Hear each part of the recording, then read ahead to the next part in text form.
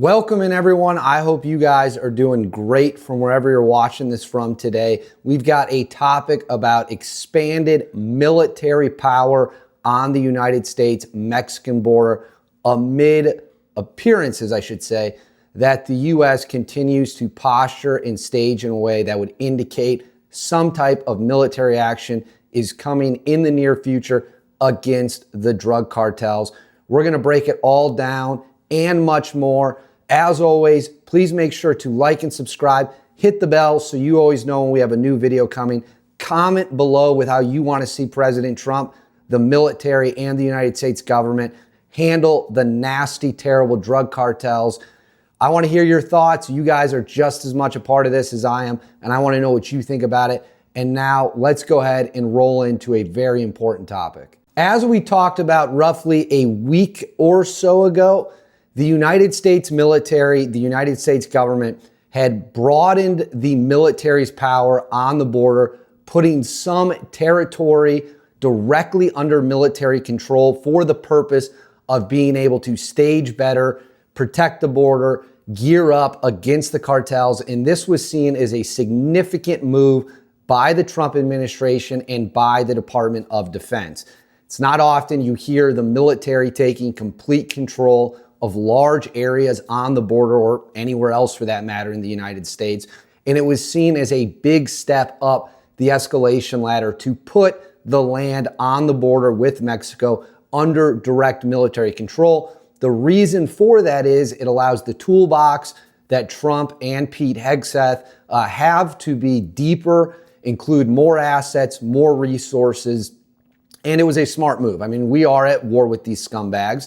Let's not pretend we're not. And when you're at a war with a group of people that are killing 100,000 Americans a year with their poison, violence, carnage, and chaos, as I always say, you have to take drastic measures. And that's exactly what the Trump administration did by putting that land under military control. We now have some more details about what this is exactly going to look like with the military now running the show on the border. Let me go ahead and throw this up on the screen for you. This comes from Stars and Stripes, or stripes.com, a popular military publication. I'm going to read it to you now. A 60-foot wide zone of New Mexico land that runs along the U.S. border with Mexico has been deemed part of Fort Hiucha. I'm not honestly sure how to pronounce that. I've never heard of it before. If I got that wrong, let me know in the comments. If I got it right, let me know in the comments. To allow troops to begin arresting people for trespassing on military territory. An escalation of the authority, which I just said, it's an escalation, given active duty service members deployed to the region to deter illegal activity. This is big. This is important. Troops can temporarily detain, search, enforce crowd control, and provide medical treatment to anyone found on the land referred to as the New Mexico National Defense Area, according to U.S. Northern Command. The combatant command overseeing the deployment of 6,600 troops at the southwest border.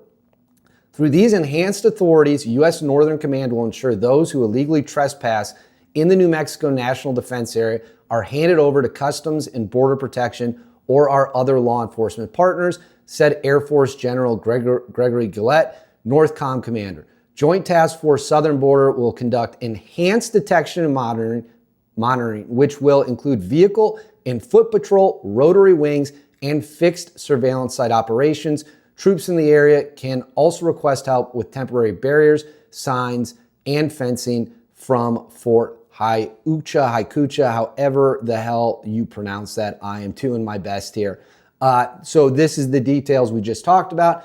The Department of Interior last week transferred the land known as the Roosevelt Reservation to the Department of Defense as directed by an executive order by President Donald Trump. The Interior Department and Department of Homeland Security were directed to cede jurisdiction to the military. The land, which is about 170 square miles, runs along the border between New Mexico and Mexico, according to the Army. Under the new arrangement, Army personnel will continue to work together with Customs and Border Protection personnel to establish and enforce a controlled perimeter and access to the area to prevent criminal activities across the border. So that's what we have right now.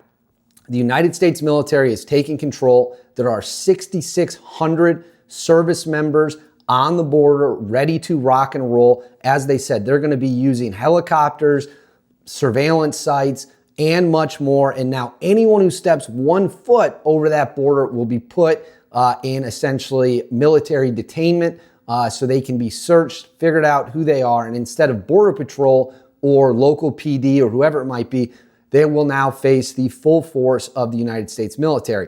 So what does this mean? What might come next? Let's go ahead and break all that down right now. So there are a couple points that we have to make here.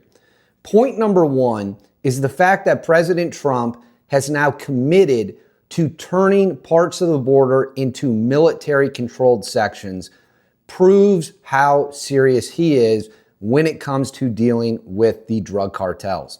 This is not a small move. Using the military inside the United States and on our side of the border is an extreme step.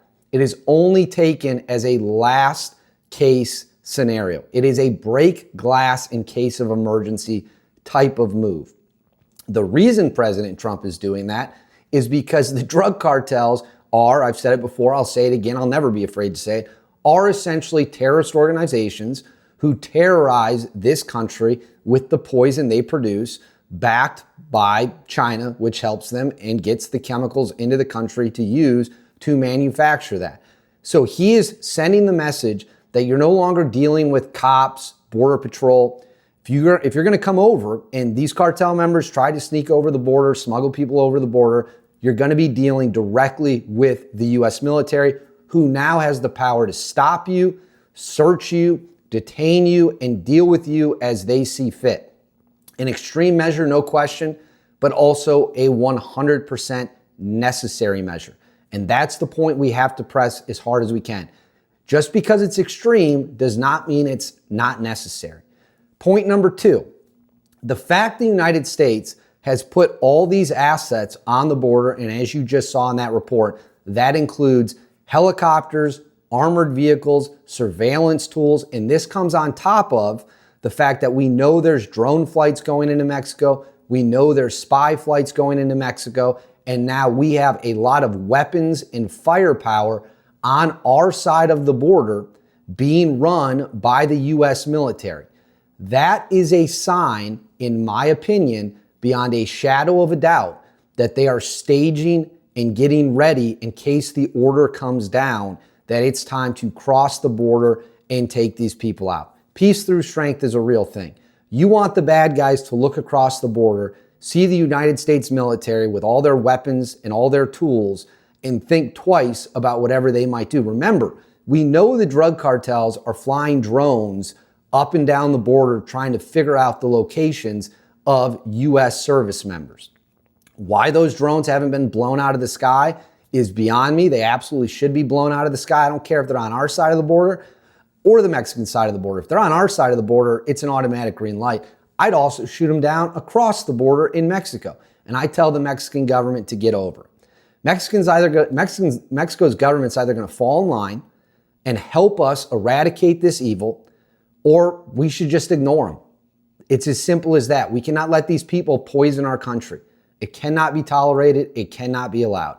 So I applaud everyone for making this move. The military is going to step up enforcement, and it is going to be ready to rock and roll in the event that the order comes down that we are going to do a kinetic action strike against the drug cartels, which I've told you all, I believe is 100% going to happen at some point in 2025.